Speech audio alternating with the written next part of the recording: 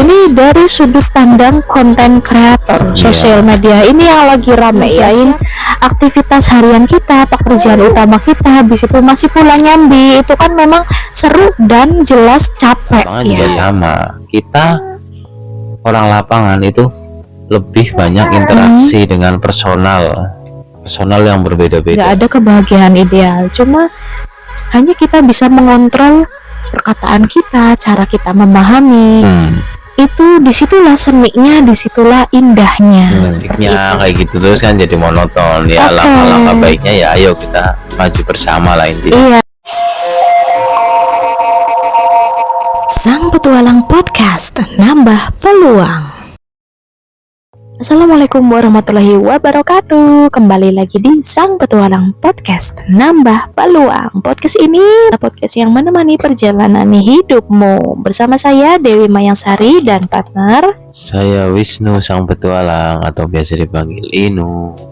Oke, kemarin kita sekarang bikin series. Kita sekarang bikin series dan kemarin itu series yang pertama. Seriesnya ini judulnya Pentingnya Belajar Karakter. Iya, betul. Iya, kemarin yang bagian pertama adalah membangun hubungan yang sehat. Jadi pentingnya belajar karakter itu yang pertama itu kita bisa membangun hubungan yang sehat dengan lingkungan sekitar kita. Oke, jadi sekarang poin yang kedua adalah di pengambilan keputusan yang bijak.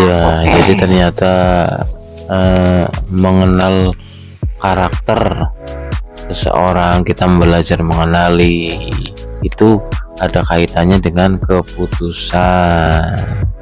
Ya, ini kita langsung ambil dari beberapa sudut pandang ya. Kita langsung jelaskan aja, uraikan untuk dari sudut pandang. Ya. Masing-masing. Ini pertama sudut pandang seorang anak di dalam rumah, maksudnya ya di keluarga. Misalnya anak-anak ini kan sering bingung ya. Dia kalau punya masalah itu kadang takut. Kayak mau cerita ke siapa, cerita ke bapaknya.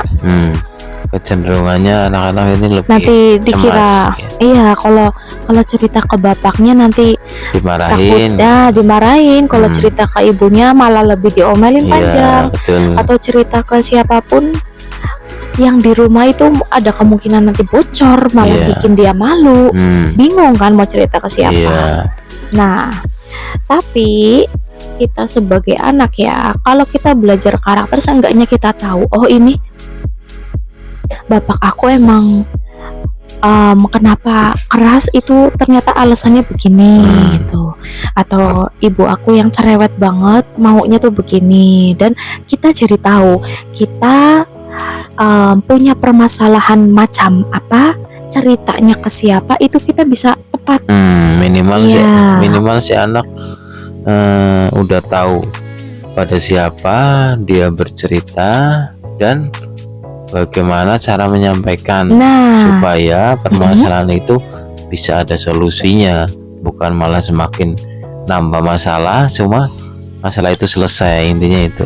Soalnya kalau salah dengan cara bercerita yang salah atau mungkin cerita ke orang yang salah, itu bukan ada solusinya, tetapi malah nambah permasalahan. Iya kan, kita rasanya itu kayak nggak di ngertiin kan, kayak rasanya apaan sih aku, kayak nggak dimengerti banget, kayak nggak diterima, padahal bukan seperti itu. Enggak, cuma karena itu pola pikir kita aja. Caranya dia yang salah menyampaikan dan salah orang gitu. Karena kalau memang penyampaian yang benar dan memang cerita sama orang yang memang benar-benar ngertiin, pasti akan dikasih solusi dan selesai itu masalah. Bukan nambah masalah. Itu dari sudut pandang anak. Nah, sekarang lanjut. Ini sudut pandang anak ketika di sekolah atau pelajar. Sudut pandang pelajar ya. Ini sudut pandang pelajar ini cukup banyak ya. Kejadian-kejadian kecil, misalnya keputusannya itu yang setiap hari duduknya acak. hari ini aku mau duduk sama siapa ya, kayak gitu. Atau positif ini, aku minta diajarin ke siapa, atau guru yang lagi ngajar di depan ya. Misalnya kita nggak paham, kita belum paham, ini aku mau minta dijelasin ulang, tapi takut sama gurunya. Udah kelihatannya mukanya begitu, dilema ya kan? Dilema. Dan juga lagi ekstrakurikuler ya. Kita tuh sering bingung, aku tuh sebenarnya bakatnya apa, aku tuh pengennya ekstrakurikuler apa. Itu kan keputusan. Dan juga sini soal jajan ya, aku lupa soal jajan. Aku mau jajan apa nih, aku pengen jajan es, tapi aku ingat harus minum air putih yang lebih sehat. Ya, itu kan keputusan kecil yang tapi itu kalau keputusan kecil maupun besar yang memang setiap hari harus diambil, harus dilakukan. Kalau dibiarkan keputusan kecil itu kita pengambilannya salah, ya akan menjadi masalah yang besar gitu. Jadi lebih baik yaitu harus benar-benar mengenali karakter diri sendiri maupun karakter lingkungan di sekitarnya. Gitu. Karena kalau enggak ya, misalnya kita lagi bete ya, kita asal aja lah, asal duduk aja, terserah mau duduk sama siapa, tapi kondisi kita lagi bete nih. Nah, kita bisa bad mood seharian di kelas karena mungkin duduk sama si A. Bukan kita bermaksud menjauh atau itu enggak, cuman ini kita memahami karakter orang itu, memahami karakter diri sendiri, begitu loh. Ya, terus juga ke guru. Ya, nggak semua guru yang mukanya killer itu harus kita takuti ya. Jadi justru guru-guru yang killer itu malah senang kalau muridnya menanggapi. Ada terus respon. Terus juga di saat kita diskusi kelompok ya, kita cara ngomongnya, cara menyampaikannya, lihat juga karakter teman satu kelompok biar nggak crash, karena rawan crash ya dalam satu kelompok itu. Jadi untuk di lingkungan belajar minimal itu jadi bisa saling memahami, karena kan bersama teman itu kan nggak semuanya bisa klop. Mungkin dengan teman-teman kita kebetulan memilih karakter yang sama gitu, yang bukan puzzle-nya kita. Jadi ya walaupun kita kadang keputusannya, idenya juga sama, cuma nanti ada saat-saat tertentu kita crash, karena kalau sama-sama karakternya itu pasti berbenturan gitu, bukan puzzle-nya. Cuma beda kalau kita memang kenal dengan karakter temennya kita, aku berarti dia karakternya seperti ini, aku seperti ini, ya itu kan cocok puzzle-nya, otomatis mereka akan klop. Jadi pengambilan keputusannya pun nanti nggak akan menang-menangan gitu. Jadi benar-benar ya udah satu suara, itu pentingnya itu. Sama guru pun sama. Kita seperti itu. Udah tahu guru itu karakternya galak, nah berarti kan contohnya karakter yang memang killer kayak gitu, berarti rata-rata guru killer itu berarti kan karakter koleris ya, karakter yang benar-benar ekstrovert lah intinya ya. Jadi kalau kita guru lagi ngomong, kita nggak usah ngebantah, kita cukup dengarkan gitu. Dan pasti juga nanti akan ada saatnya kita dikasih waktu untuk ngomong, untuk bertanya, ataupun untuk kita diskusi gitu. Jadi soalnya kalau kita nggak ngerti, pasti nanti ujung-ujungnya guru itu tambah marah, dan kita malah benar-benar jadi udah bad mood duluan gitu. Jadi kita harus tahu lah, oh guru ini karakter seperti ini, aku harus seperti ini. Nah minimal kamu tahu, jadi kamu nggak akan susah untuk interaksi sama guru kamu gitu. Bisa kenal karakter. Ataupun guru yang wataknya sebaliknya ya. Ini teman-teman pasti tahu ya, keluhan guru-guru sekarang adalah, waduh ini anak-anak zaman sekarang susah banget diatur, dan saru ya, pada saru nggak menghargai gurunya. Nah itu kan yang terjadi, kita dicap saru, nggak menghargai guru. Nah, ini mungkin terjadi di guru-guru yang asik, guru-guru yang santai, Iya. guru-guru yang enak loh. Kayak kita asik aja, kita udah nganggapnya temen. Nah, disitulah poin kita, dimana kita seharusnya kita belajar memposisikan diri. Kita jangan, walaupun kita interaksinya kayak asik sama kayak Teman. bisa jadi kayak teman, tapi kita batasannya. ada batasnya, kita tahu batasnya. Kita juga bisa memahami bahwasannya karakter seperti itu juga tetap butuh dihormati. Iya, karena itu juga guru. Iya. Jadi tetap kita di bawahnya guru ya, nggak bisa kita terlalu dominan ataupun kita nggak menghargai, nyepelein, itu Iya, nggak juga akan boleh. jadi masalah besar juga ya. Ya, Itu oke. dari sudut pandang pelajar. Kita Lalu, lanjut aja. Ini dari sudut pandang ibu rumah tangga. Ini ranah aku ya. Kamu silakan jelaskan. Iya. Kalau dari aku pribadi ya, dari rentang waktu aja pagi ya. Hari ini aku mau masak apa? Itu kan suatu keputusan kecil. Aku mau masak apa? Bingung nih ya. Iya. Ya, seleranya ini, anak aku ini harus menunya harus divariasikan.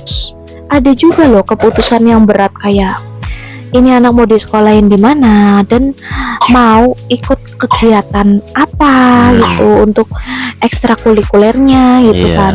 Jadi yang rumit itu bukan cuma keputusannya, tapi gimana cara komunikasi ke anaknya atau Iya. komunikasi ke suami. Itu caranya, itu keputusannya itu loh. Jadi Iya. ini soal komunikasi juga ya. Jadi minimal ibu-ibu itu udah benar-benar mengenali karakter anak-anaknya masing-masing. Iya, jadi ini sering loh. Suaminya itu gaya komunikasinya apa, karakternya apa, dan seperti yang kita pernah bahas di episode yang dulu ya, baterai kasih sayangnya apa. Kalau ibu-ibu emang benar-benar belajar mempelajari, saya rasa itu nggak akan terjadi salah paham, nggak akan terjadi masalah di dalam pengambilan keputusan. Iya, Jadi itulah pentingnya.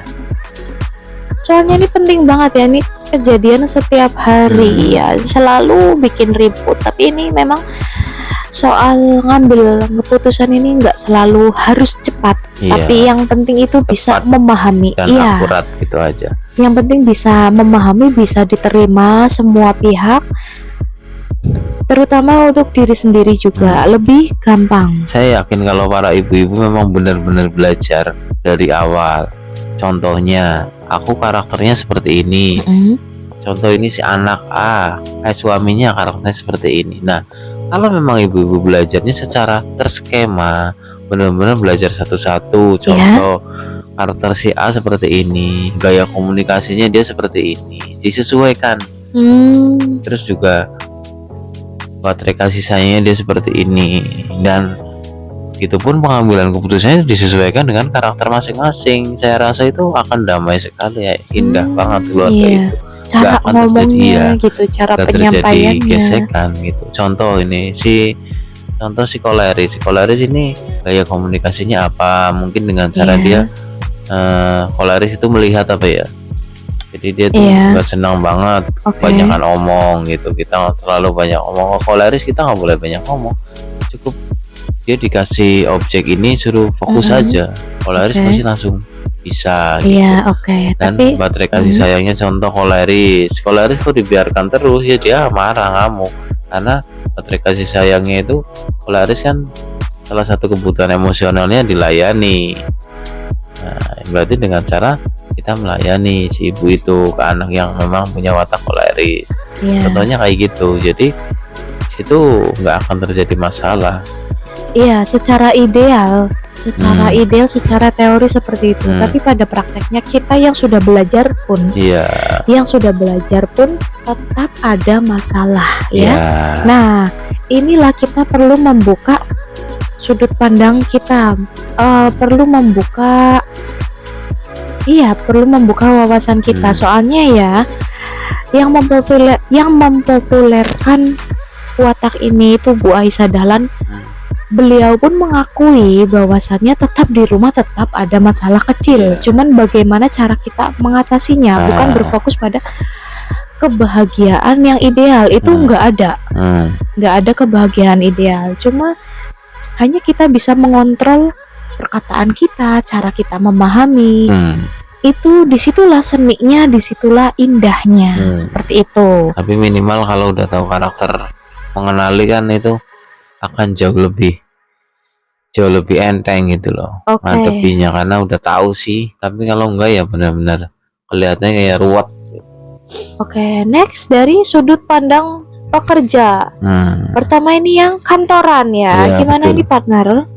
Ya jadi gini, ini hampir sama kayak mungkin di keluarga, mungkin di sudut pandang pelajar. Cuma bedanya ini jauh lebih riskan, karena namanya di kantor itu kan kita ada atasan, kita ada rekan kerja, kita ada terus ada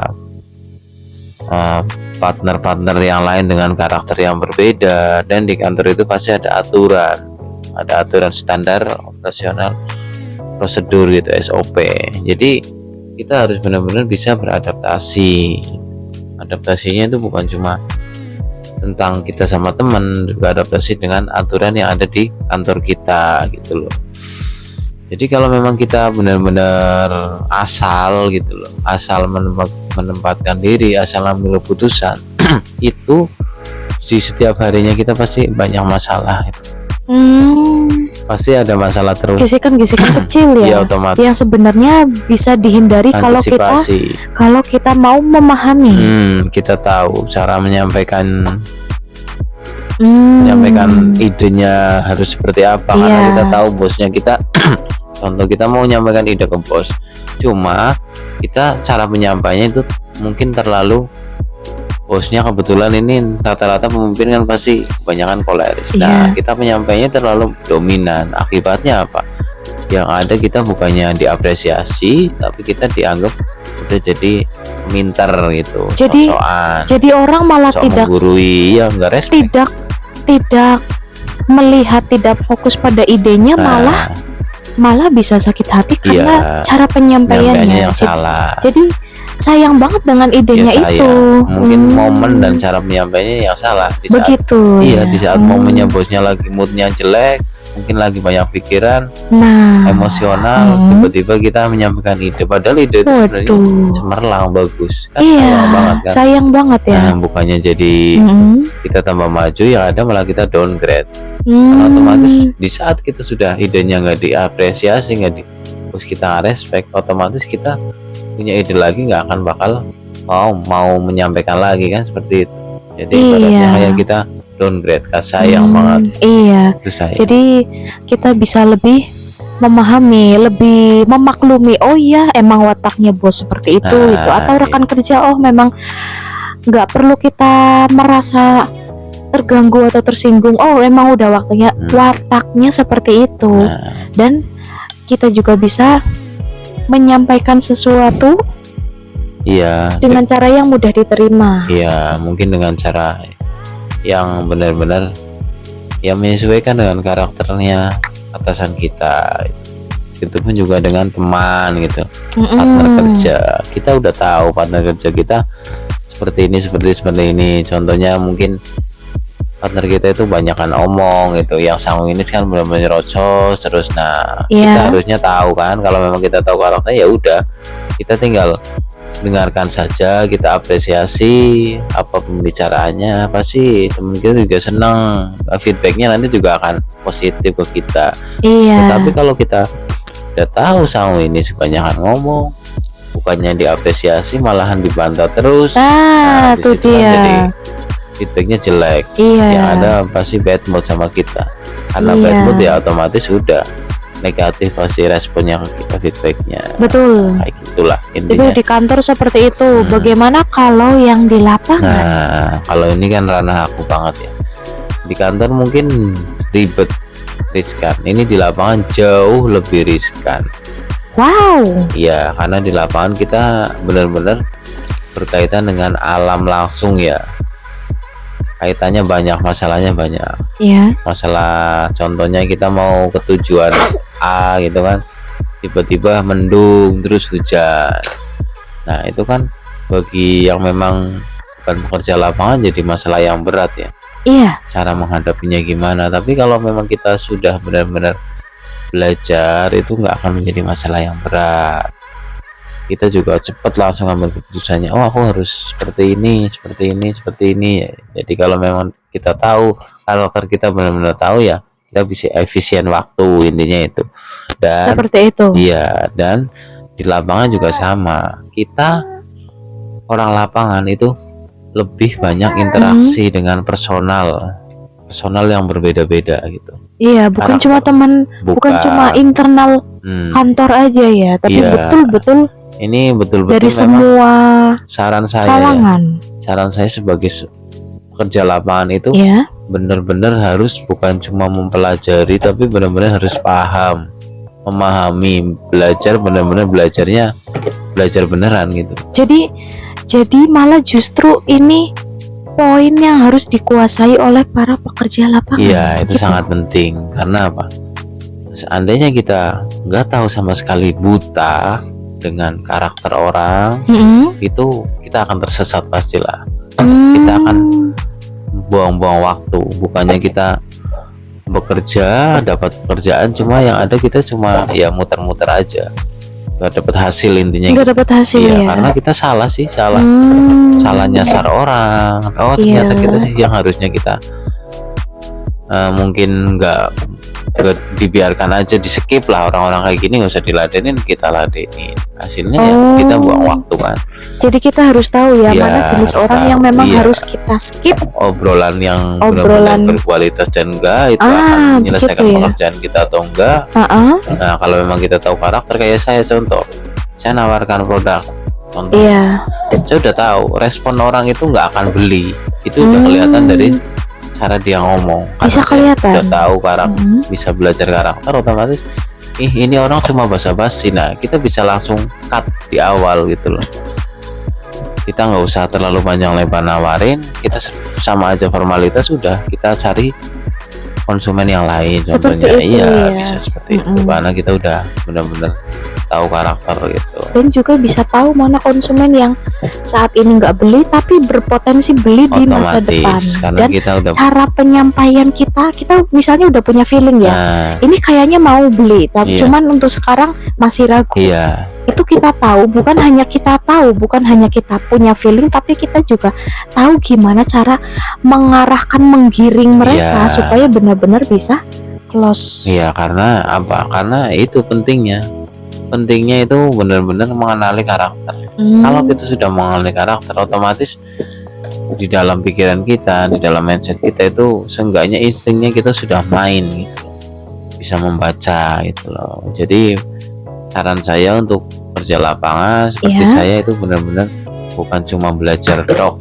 cuma benar-benar paham, memahami karakter satu persatu, dari karakter introvert sama extrovertnya. Kalian harus pelajari semua, gaya belajarnya, gaya Iya. komunikasinya, benar-benar harus belajar. Tapi saya juga tetap sama-sama masih belajar sih, jadi kalian nggak usah berkecil hati, tetap semangat, karena nggak salah kok kita belajar kayak gitu. Itu fungsinya banyak banget, manfaatnya juga banyak. Dan jangan minder, oh aku nggak tahu sama sekali, nggak, jangan.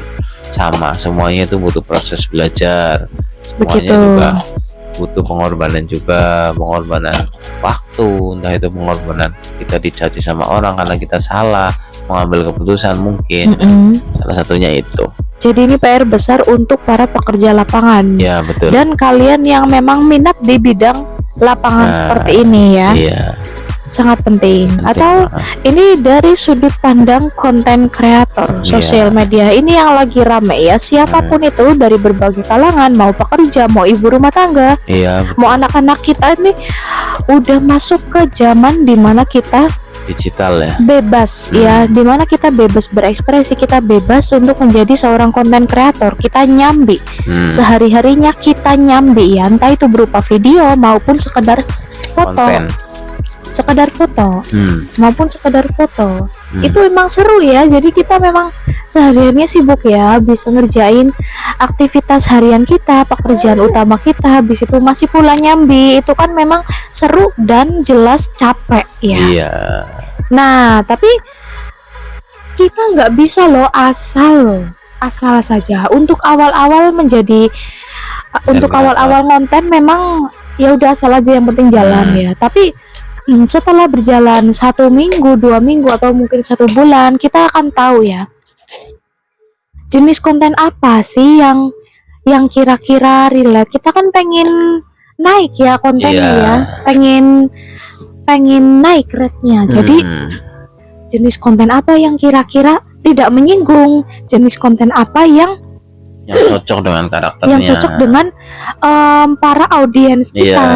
Nah, dan juga yang cocok dengan karakter kita sendiri, yang kira-kira bisa kita lakukan. Iya, jadi nyaman gitu, bawainya tuh nggak jadi beban. Iya, juga cara menanggapi ya, cara kita berkomentar di kontennya orang lain, cara sopannya bagaimana, dan bukan cuma cara sopan, tapi betul-betul menyesuaikan karakter orang itu. Jadi kita itu jadi interaksinya tuh lebih aktif ya, bukan cuma interaksi ngasal gitu. Ngasal ya. Jadi, interaksi cuma formalitas, bukan seperti itu. Kayak gini. Online itu banyak yang nyepelin lah, online nggak ketemu sama orangnya. Nah, itu kan sesuatu yang salah. Mungkin mindset kita yang dulu boleh seperti itu karena di zaman yang masih zaman kolonial dulu kayak gitu, masih awam dengan yang namanya online. Tetapi kan sekarang jelas-jelas online itu sudah benar-benar kayak menjadi hari-harinya kita gitu. Jadi interaksi online sama offline itu menurut saya nggak ada bedanya, sama ya. Jadi tetap bisa bikin baper orang ya. Kalau cara ngomong kita, cara komentar kita itu mungkin bisa menyinggung. Menurut saya itu malah jauh lebih susah, karena kalau kita offline mungkin udah ketemu sama orangnya, minimal udah orang ini karakternya seperti ini. Tapi kalau online kita kan cuma tahu tulisannya atau mungkin profilnya itu kan. Jadi kita benar-benar lebih harus benar-benar peka gitu, jauh lebih peka, sensitif. Oke, mungkin ada teman-teman di sini yang mau menambahkan dari sudut pandang apa, atau mungkin ada unek-unek ya yang belum tersampaikan oleh kita. Teman-teman bisa, teman-teman bisa menyampaikan unek-uneknya di kolom komentar, ataupun teman-teman yang mau mengkritik. Ya, jelas ya, aku tidak membenarkan diri, jelas aku dari tadi banyak melakukan banyak perkataan yang salah maupun partner juga. Mungkin teman-teman ada yang mau mengoreksi nada bicara kita yang mungkin nggak pas, ataupun perkataan ataupun konsepnya mungkin ya teman-teman, atau mungkin para suhu silakan atau mungkin para suhu silakan memberikan kritik dan sarannya. Karena podcast kita di sini tujuannya kita belajar bersama gitu loh. Jadi nggak ada istilah saling menggurui ataupun nggak ada. Jadi kita welcome saja. Kita silakan terbuka. Kalau memang ada kritik silakan tulis di kolom komentar. Kalau memang ada pertanyaan juga boleh, silakan kalian bertanya. Pasti nanti akan kita jawab semampunya kita. Dan kami sangat berterima kasih kepada teman-teman yang mau like dan subscribe untuk mendukung channel ini untuk channel Wisnu, maksudnya channel Sang Petualang Podcast. Agar nambah peluang kita bisa naik gitu. Jadi otomatis kan kita juga masih tetap bersama kalian semua gitu. Karena channel ini adalah channel bukan untuk menggurui, tapi untuk membersamai perjalanan hidup teman-teman, perjalanan hidup kita semua. Jadi tanpa kalian kita nggak akan eksis ya, walaupun kita tetap berkarya, tapi kalau memang trafficnya kayak gitu terus kan jadi monoton ya. Langkah-langkah baiknya ya ayo kita maju bersama lah intinya. Jadi kita membuka diri ya. Kita kan udah di Indonesia ini udah konten yang ramai itu kan hiburan ya. Konten-konten yang membangun seperti ini tuh kurang ramai. Jadi ayolah kita ubah mindset, karena ini konten edukasi Iya, buat konten kebaikan yang bersama juga. iya, untuk kebaikan kita bersama. Buat kalian para pelajar, buat kalian para pekerja, buat kalian para ibu rumah tangga, ini semuanya ranahnya masuk semua ya. Masuk semua. Iya, Jadi ini sangat penting sangat ya. penting.